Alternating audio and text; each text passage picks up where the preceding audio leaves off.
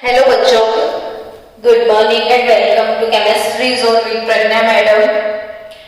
Organic chemistry, सबको ऐसा लगता है कि ऑर्गेनिक केमिस्ट्री बाबा रे बाबा बहुत ज्यादा डर लगता है। तो डर के आगे जीत होता है। भाई क्यों डरना? क्या ऑर्गेनिक केमिस्ट्री आपको खा जाएगी? नहीं। आप समझ समझ के एक एक कंसेप्ट क्लियर करोगे ना, जैसे मार्कोनी क्या है, एंटी मार्कोनी क्या है, कोई भी रिएक्शन को धीरे धीरे बड़े आराम से बड़े प्यार से समझ के कंसेप्चुअली करोगे तो आपके लिए कुछ भी टफ नहीं है। जो बच्चे रट्टा मार लेते हैं उनके लिए ऑर्गेनिक केमिस्ट्री बहुत टफ है, और जिनको कंसेप्ट क्लियर करके आगे बढ़ना है उनके लिए सबसे इजी गोइंग अगर केमिस्ट्री का कोई पार्ट है तो वो है ऑर्गेनिक केमिस्ट्री। सो ऑर्गेनिक से डरना नहीं है। Practice makes man perfect. जितना प्रैक्टिस ज्यादा होगा ऑर्गेनिक उतना खिला खिला सा आपको काम में आएगा। चलो, अब तक तो हम पढ़ रहे थे preparation of hello alkane hello Erin compound, जिसमें मोस्टली हम क्लोरीनेशन, ब्रोमिनेशन, क्लोरो-ब्रोमो कंपाउंड बनाते थे। फ्लोरीनेशन इसलिए नहीं कर पाते थे कि फ्लोरीन बहुत ज्यादा रिएक्टिव है, सबसे ज्यादा रिएक्टिव फ्लोरीन है। तो अगर कहीं आपने मीथेन का फ्लोरीनेशन कर दिया तो बहुत ज्यादा रिएक्टिव है, तो आप तो ये बोलोगे कि अच्छा है ना मैडम, कोई कैटालिस्ट नहीं डालना पड़ेगा, फास्ट रिएक्शन हो जाएगा, प्रोडक्ट मिलेगा। तो रिएक्टिव है तो आपका क्या जाता है उसमें। लेकिन बच्चों, रिएक्टिव है तो प्रॉब्लम ये है, देखो जैसे मीथेन लिया आपने और क्लोरीनेशन किया तो CH3Cl क्लोरोमीथेन मिला ना आपको, लेकिन ये इतना ज्यादा रिएक्टिव है कि वो सिंगल सब्स्टिट्यूशन नहीं होगा, वो चारों चार हाइड्रोजन को खलास कर देगा। एक साथ चारों चार हाइड्रोजन को वो निकाल देगा। समझ रहे हो आप?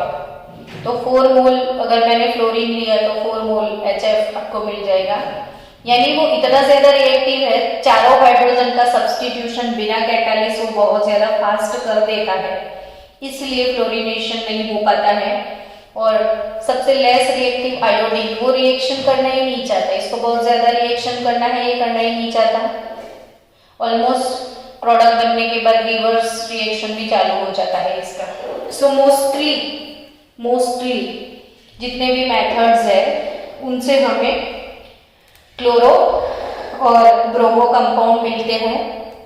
और फ्लोरो और आयोडो के लिए अपने लास्ट मेथड सीखा था बच्चों, याद है ना, halogen exchange method.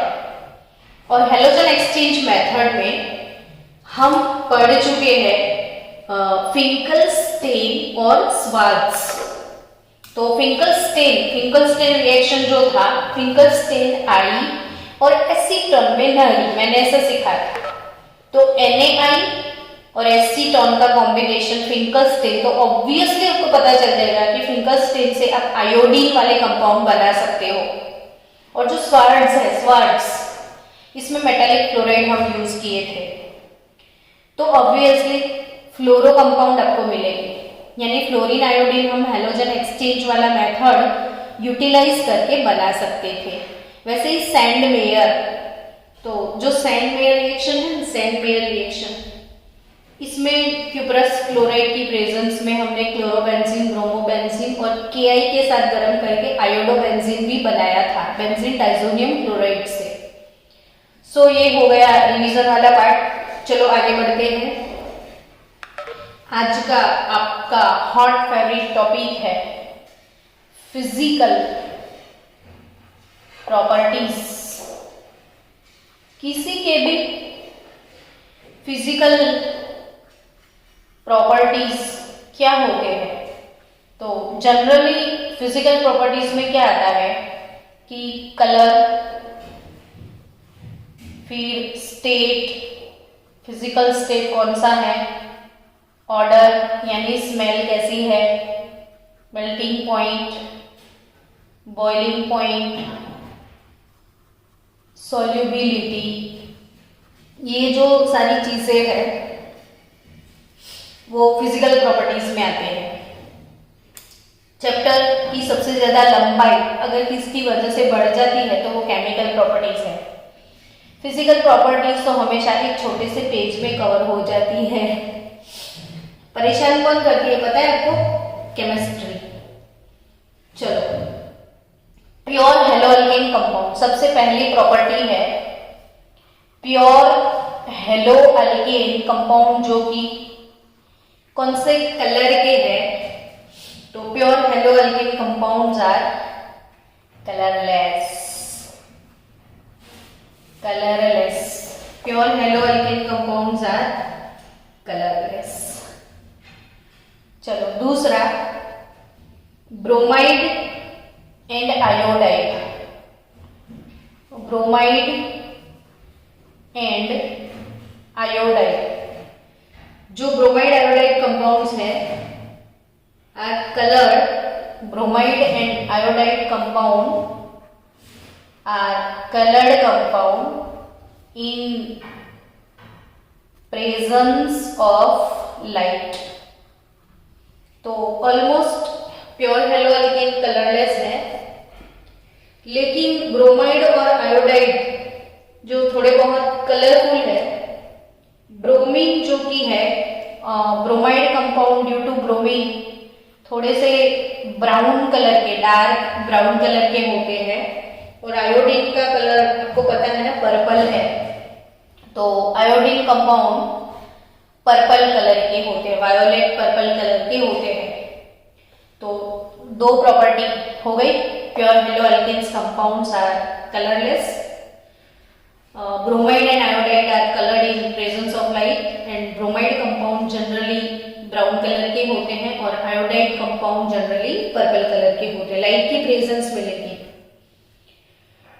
Volatile compound मतलब आपकी स्वीट स्मेल कैसी है इन कंपाउंड की, उसके बारे में बात कर रहे हैं कि स्मेल के बारे में बता जाए तो स्मेल जनरली ऐसे कंपाउंड की आती है ना जो वेपराइज हो जाए। जैसे परफ्यूम है तो बॉटल में लिक्विड है, लेकिन स्प्रे करोगे तो उसकी वेपर बनेगी जिसकी स्मेल मिलेगी आपको।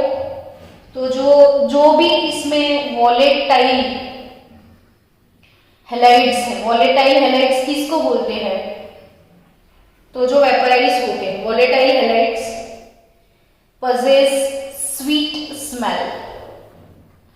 तो स्मेल तो काफी अच्छा है, लेकिन क्लोरोफॉर्म भी स्वीट स्मेल वाला है। ज्यादा सूंघ लिया तो इंसान बेहोश हो जाता है। तो स्वीट स्मेल है इनकी। फिर स्मेल के बाद आता क्या है? Basic topic. तो ऑब्वियसली कि भाई वो लिक्विड है, सॉलिड है, कैसे होंगे? तो जनरली हैलाइड्स हैविंग 1, 2 और 3 carbon atom. Halides having 1, 2, 3 carbon atom, यानी क्लोरोमीथेन, क्लोरोइथेन, क्लोरोप्रोपेन, ऐसे छोटे छोटे कार्बन वाले कंपाउंड गैसियस स्टेट में है नॉर्मल टेम्परेचर पे। और halides having more than 3 carbon,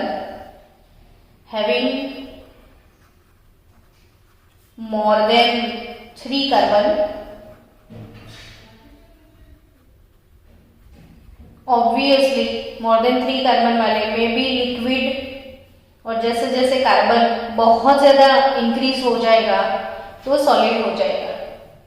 अब ये सारी चीजें ना बच्चों एकदम लॉजिकल चीजें होती है, जिसके लिए रट्टाफिकेशन नहीं होना चाहिए। एकदम कॉमन सी बात है कि कार्बन जैसे जैसे इंक्रीज हो रहे हैं तो 12 इसका एटॉमिक मास है। जैसे कंपाउंड बड़ा हो गया तो मेरे पास क्या बढ़ गया? तो बोले मास बढ़ गया, मास। तो मास से क्या फर्क पड़ता है? तो पड़ता है ना मास से density is directly proportional to मास।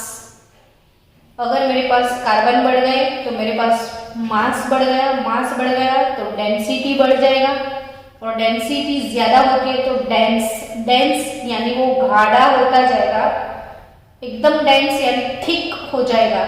तो वो सॉलिड में कन्वर्ट होगा। आपको ये चीज तो 9th स्टैंडर्ड से पता है कि सबसे ज्यादा डेंसिटी सॉलिड का होता है। आगे सोचो, अब अच्छे वाले प्रॉपर्टीज शुरू हो रहे हैं जो कि कुछ ना कुछ काम में आने वाले हैं आपको। अब कार्बन हेलोजन बॉन्ड का नेचर कैसा है? कार्बन हेलोजन बॉन्ड का नेचर कैसा है? तो हेलोजन पार्शियल नेगेटिव और carbon partial positive. Halogen partial negative, carbon partial positive. एक हेलो कंपाउंड है तो पॉजिटिव नेगेटिव पोल, उसके बाजू वाला ऑल भी पॉजिटिव नेगेटिव। तो ये पोलर जो कंपाउंड, कभी भी पोलर कंपाउंड होते हैं तो दो पोलर मॉलिक्यूल के बीच में आपको पता है डाइपोल वांडरवाल इंटरेक्शन होता है। डाइपोल इंटरेक्शन, नेगेटिव उसके सामने पॉजिटिव, तो ऑब्वियसली बहुत ज्यादा अट्रैक्शन फील होने वाला है। अब अट्रैक्शन से मैडम आपको क्या लेना देना, तो है ना बच्चों, एक मॉलिक्यूल और दूसरे मॉलिक्यूल के बीच में अट्रैक्शन बहुत ज्यादा है तो एक दूसरे से क्लोज नहीं आ जाएंगे। अच्छा, क्लोज आने से मैडम आपका क्या जाता है, तो जाता है ना, अगर क्लोज है ना तो वो टाइटली पैक हो जाते हैं ना, टाइट पैकिंग होगा ना, क्लोज है तो टाइट पैक क्लोज पैक होगा। अब इनको बॉईल करने की इच्छा है आपकी, तो बॉईल करने के लिए क्या दोगे, टेम्परेचर, और इनको सेपरेट करोगे ना। बॉईल करने का मतलब क्या है, इनको सेपरेट करना है। तो सेपरेट करने के लिए ये ज्यादा क्लोज है तो सेपरेशन के लिए आपको ज्यादा एनर्जी देना पड़ेगा। अगर ये बहुत ज्यादा क्लोज है तो आपको बहुत ज्यादा एनर्जी प्रोवाइड करना पड़ेगा। सो बॉइलिंग पॉइंट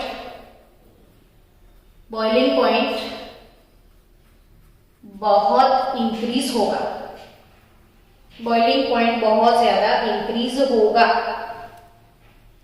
तो बॉइलिंग पॉइंट इंक्रीज हो जाएगा due to that polar attraction, यानी कि किसकी कंपैरिजन में बहुत ज्यादा होगा, वही पूछोगे ना। तो कंपैरिजन करते हैं। अगर मेरे पास एक हाइड्रोकार्बन है मीथेन, अब मीथेन से मैंने बनाया क्लोरोमीथेन, तो ये है बच्चों अल्केन जिसमें कोई पोलर बॉन्ड नहीं है। ये है chloromethane having polar properties, polar bond, ठीक है। तो अल्केन और हेलो अल्केन, ये नॉन पोलर, ये polar, non polar London forces, polar dipole forces, तो इसमें फोर्स ज्यादा है। सो मीथेन जो है इसका बॉइलिंग पॉइंट 109 केल्विन है और जबकि क्लोरोमीथेन 249 केल्विन। इमेजिन करो, एक क्लोरीन आ गया ना, हम ऐसा बोलते हैं कि पोलर है, ठीक है, क्लोज आ गए, लेकिन कितने क्लोज आ गए, इमेजिनेशन की बात है, देखो कितने क्लोज है। 109 केल्विन और 249 केल्विन, 100 केल्विन टेम्परेचर, यानी मजाक थोड़ी है। कितना ज्यादा इंक्रीज हो गया, 140 इंक्रीज हो गया, ऑलमोस्ट 140।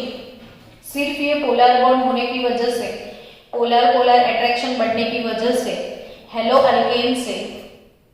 अल्केन से हेलो अल्केन के बॉइलिंग पॉइंट और मेल्टिंग पॉइंट बहुत ज्यादा होते हैं। सो boiling point of hello alkane is greater than that of boiling point of alkanes, corresponding alkanes. चलो नेक्स्ट प्रॉपर्टी, ये तो समझ में आया ना। Due to polarity there are too much attraction between molecules, so boiling point is more than that of alkane. Now अगर compare करें, जैसे जैसे कार्बन इंक्रीज होता है, as the number of carbon atom increases, there is increase in their boiling point. Why? Carbon increase करके सीधा example लिखे तो आपके दिमाग में कुछ टकराने लगेगा। क्लोरोमीथेन, एक कार्बन बढ़ा दिया जाए, क्लोरोइथेन, और भी कार्बन बढ़ा लो, क्लोरोप्रोपेन डाल दो, है ना। तो कार्बन इंक्रीज हुआ, मास इंक्रीज हो गया, डेंसिटी इंक्रीज हो गई, तो बॉइलिंग पॉइंट ऑब्वियसली इंक्रीज होने ही थे, ये तो होना ही था। तो 249 केल्विन है ये क्लोरोमीथेन, अभी अभी लिखा है। ये 285 एक कार्बन बढ़ने की वजह से और बढ़ गया, और जो कि ये है 320 केल्विन, और भी टेम्परेचर इसका बॉइलिंग पॉइंट इंक्रीज हो गया। चलो नेक्स्ट, अब क्या कुछ बात करने वाले हो, तो isomeric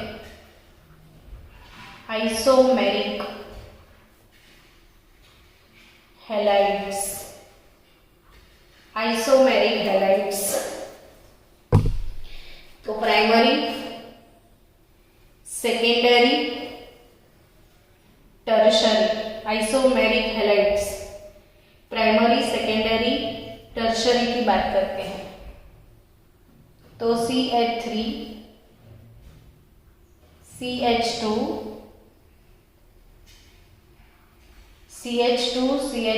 Cl, normal butyl chloride, जो कि 1 डिग्री हेलो अल्केन है ना।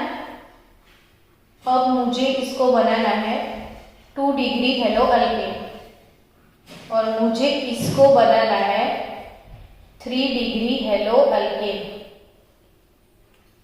Primary haloalkane, secondary haloalkane और टर्शरी हेलो अल्केन, यानी normal butyl chloride, sec butyl chloride और टर्ट ब्यूटाइल क्लोराइड, तीनों एक दूसरे के आइसोमर्स हैं। अब सबसे ज्यादा बॉइलिंग पॉइंट किसका होगा, मैंने यहाँ पे तो लिख ही दिया, ग्रेटर देन लिख दिया, तो क्यों सबसे ज्यादा प्राइमरी का होगा, तो बोलो देखो कि इसका सरफेस कैसा है, देखो मॉलिक्यूल कितना स्मूथ प्यारा सा है, तो ऑब्वियसली दूसरा मॉलिक्यूल उसके एकदम से करीब आ सकता है। तीसरा मॉलिक्यूल, यानी मॉलिक्यूल एक दूसरे के अंदर टाइटली पैक हो सकते हैं, इनको कुछ शेप ही उनका इतना प्यारा सा है कि वो लोग टाइटली एक दूसरे के साथ पैक हो जाएंगे। अब इसका शेप देखो, एक ब्रांच लगा हुआ है ना, तो इसकी वजह से एक दूसरे के बीच में डिस्टेंस आ जाएगा, और ये तो और भी डिस्टेंस कवर करेगा, ये कितना बड़ा है, ऐसे हो जाएगा ना, तो बहुत ज्यादा डिस्टेंस, यानी जो एक इंटरमॉलिक्यूलर कॉन्टेक्ट सरफेस एरिया है, तो प्राइमरी में मॉलिक्यूल एक दूसरे में प्रॉपरली फिट हो जाते हैं। यहाँ पे फिटिंग में थोड़ा गड़बड़ है, और ये तो बिल्कुल भी फिट ही नहीं हो पा रहे, यानी मॉलिक्यूल काफी दूर दूर बैठे हैं, और जो दूर है वो वैसे ही टूट जाएंगे। सो बॉइलिंग पॉइंट की बात करें, boiling point of primary greater than secondary greater than tertiary, सबसे ज्यादा बॉइलिंग पॉइंट आइसोमेरिक हैलाइड्स में 1 डिग्री के बॉइलिंग पॉइंट्स बहुत ज्यादा होते हैं। चलो, और कोई प्रॉपर्टी एमसीक्यूज के लिए याद करना है? हाँ, आपको एग्जाम में इसमें से एमसीक्यूज आएंगे बच्चों। ये नॉर्मल ब्यूटाइल क्लोराइड है, ये सेकेंडरी ब्यूटाइल क्लोराइड है, और ये टर्शरी ब्यूटाइल क्लोराइड है। आपकी टेक्स्ट बुक में इंडेक्स क्वेश्चन में भी इसके एग्जाम्पल होंगे कि अरेंज इन 3 कंपाउंड दिए होंगे, और आपको अरेंज करने होंगे boiling point, increasing boiling point के हिसाब से या डिक्रीजिंग बॉइलिंग पॉइंट के हिसाब से। तो इसमें ये लॉजिक अप्लाई करना है कि जो प्राइमरी है उसका बॉइलिंग पॉइंट सबसे ज्यादा होगा। चलो, दूसरी चीज कि अगर फ्लोरीन, क्लोरीन, ब्रोमीन, आयोडीन, उन सब की बात है कि भाई CH3 फ्लोरोमीथेन, क्लोरोमीथेन, ब्रोमोमीथेन और आयोडोमीथेन, फ्लोरोमीथेन, क्लोरोमीथेन, ब्रोमोमीथेन और आयोडोमीथेन। तो सबसे ज्यादा बॉइलिंग पॉइंट किसका है? तो ये वाले क्वेश्चन को क्रैक करने के लिए अगेन डेंसिटी वाला फंडा यूज करना है कि फ्लोरीन, क्लोरीन, ब्रोमीन, आयोडीन में किसका मास बहुत ज्यादा है। तो सबसे बड़ा वाला आयोडीन है, फ्लोरीन से ज्यादा मास क्लोरीन, क्लोरीन से ज्यादा मास, यानी मास इंक्रीज हो रहा है, मास इंक्रीज हो रहा है। तो डेंसिटी इंक्रीज होगा तो बॉइलिंग पॉइंट इंक्रीज होगा, यानी सबसे ज्यादा बॉइलिंग पॉइंट आयोडो कंपाउंड के है, सबसे ज्यादा बॉइलिंग पॉइंट आयोडो कंपाउंड के है। क्वेश्चन आएंगे, ध्यान से समझो। फ्लोरीन छोटा बच्चा है, आयोडीन बड़ा वाला सा है, बड़ा का मास ज्यादा है, ज्यादा मास ज्यादा बॉइलिंग पॉइंट, क्योंकि ज्यादा डेंसिटी होगा। चलो ये भी आपको याद रखना है। ओके, अब नेक्स्ट क्या, इतनी सारी बातें बोल दी मैडम, अब नेक्स्ट क्या, तो है अभी बहुत कुछ बाकी, बहुत कुछ बाकी। इसमें ये है कि अगर कहीं आपने क्लोरोहेक्सेन लिया, C6H6 into 2, 12 plus 2 14, तो C6H13 क्लोरीन, क्लोरोहेक्सेन और क्लोरोहेक्सेन वर्सेस क्लोरोबेंजीन ले लो। अब डिफरेंस क्या है, तो डिफरेंस ये है कि ये एलिफेटिक है, एलिफेटिक कंपाउंड है, ये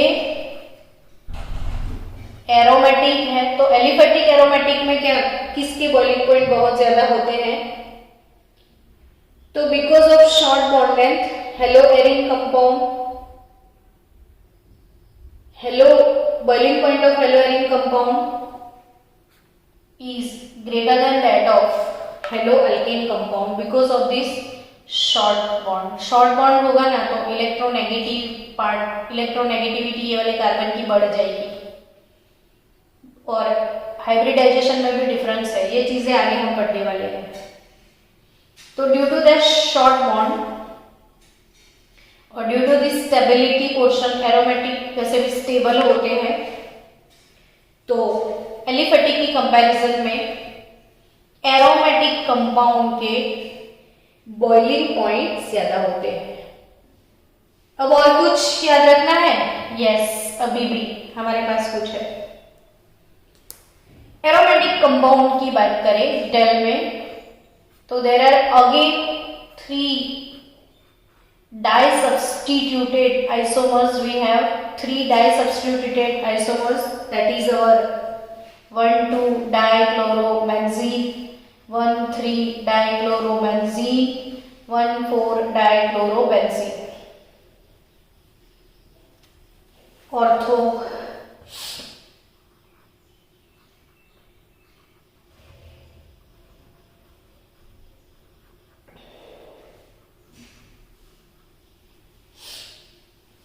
वन टू सब्सटीट्यूशन, तो ऑर्थो 1 और 3 वाले को हम मेटा बोलते हैं, और 1 और 4 तो इट इज पैरा। जब ortho, Meta, para 3 substituted benzene होते हैं, तो बच्चों जिसका डाइपोल मोमेंट सबसे ज्यादा होगा, ये पोलर कंपाउंड है, जिसका भी डाइपोल मोमेंट ज्यादा होगा उसकी पोलैरिटी ज्यादा होगी, और जिसकी पोलैरिटी ज्यादा होगी उसका बॉइलिंग पॉइंट ऑब्वियसली ज्यादा होगा। मैं तीनों के बॉइलिंग पॉइंट मेंशन कर दूं। ऑर्थो 453 केल्विन, जो पैरा है 448 केल्विन इसका टेम्परेचर है, 448, 453 और 446। क्या नोटिस किया आपने, तो अभी हाईएस्ट कौन सा है, तो 453 ortho greater than para, greater than Meta.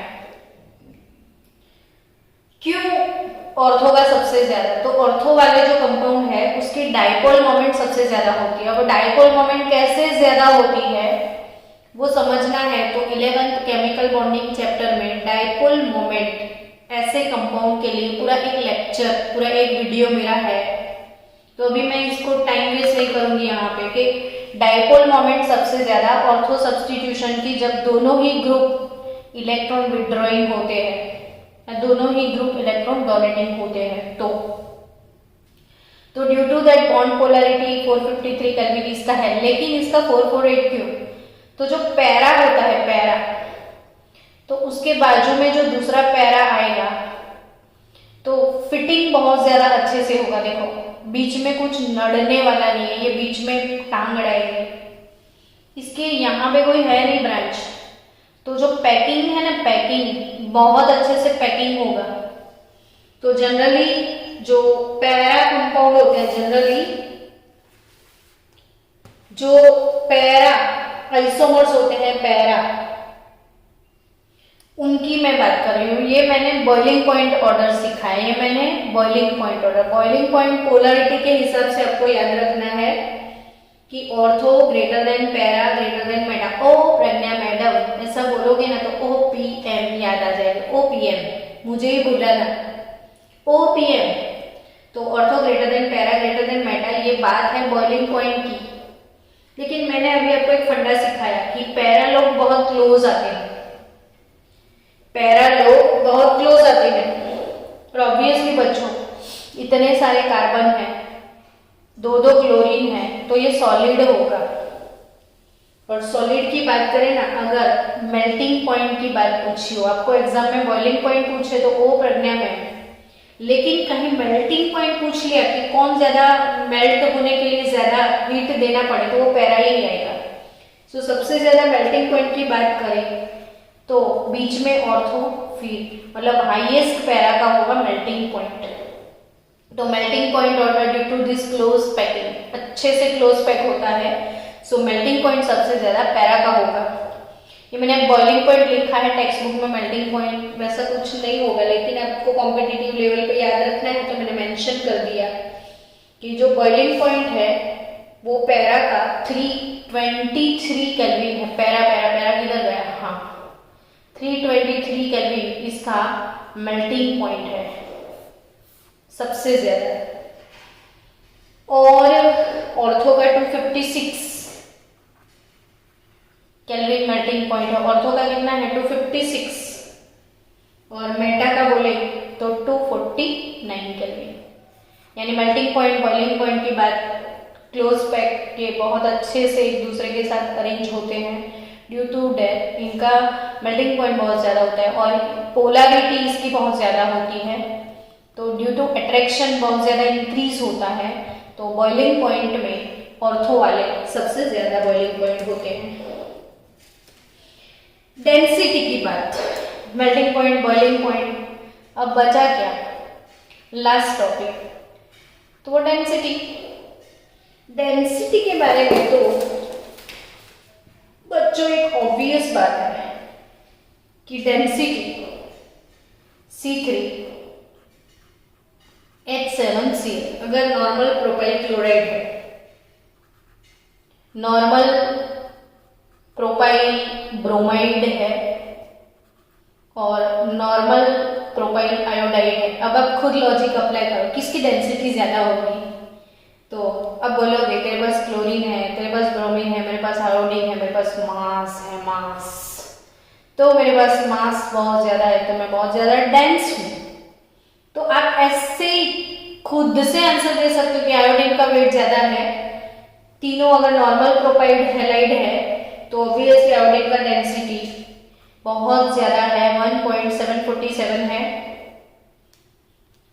ये 1.335 है और ये तो पानी से भी हल्का फुल्का है। ये चीज भी याद रखना, वाटर डेंसिटी 1 होता है, ये वाटर से भी लो डेंसिटी लिक्विड है। सिर्फ इसका डेंसिटी वाटर से कम है, बाकी सब हाइड्रोजन का डेंसिटी वाटर से ज्यादा है।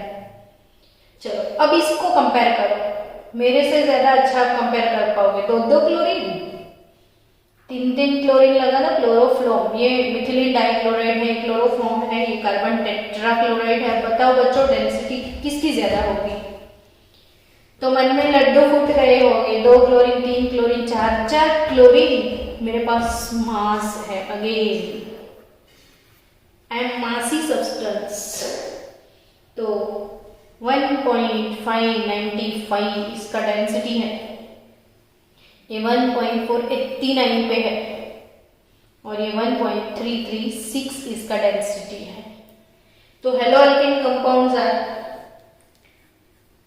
ये जितने हेलोजन ज्यादा हैवी होगा उतना वो डेंस होगा। और दूसरी चीज, hello alkane compounds sparingly soluble in water. Water solubility की बात करें तो वो स्पैरिंगली यानी धीरे धीरे धीरे बहुत आराम से इच्छा हो तब सोल्यूबल होते हैं। तो generally they are sparingly soluble in water while they are soluble in organic solvent also like acetone, ethanol. पानी में बहुत कम डिजोल्व होते हैं, बट एसीटोन इथेनॉल डाल दिया तो वो फटाफट डिजोल्व हो जाते हैं। वैसे भी जो पानी में डिजोल्व नहीं होता है वो दूसरी चीजों में डिजोल्व हो जाता है ऑर्गेनिक सॉल्वेंट में। तो ये हो गई आज के टॉपिक के लिए फिजिकल प्रॉपर्टी। अब आपकी टेक्स्ट बुक में स्टीरियोकेमिस्ट्री है पूरा, और इसके बाद कल शुरू करेंगे हम केमिकल प्रॉपर्टीज के बारे में पढ़ना। कौन सा टॉपिक कल पढ़ेंगे बच्चों?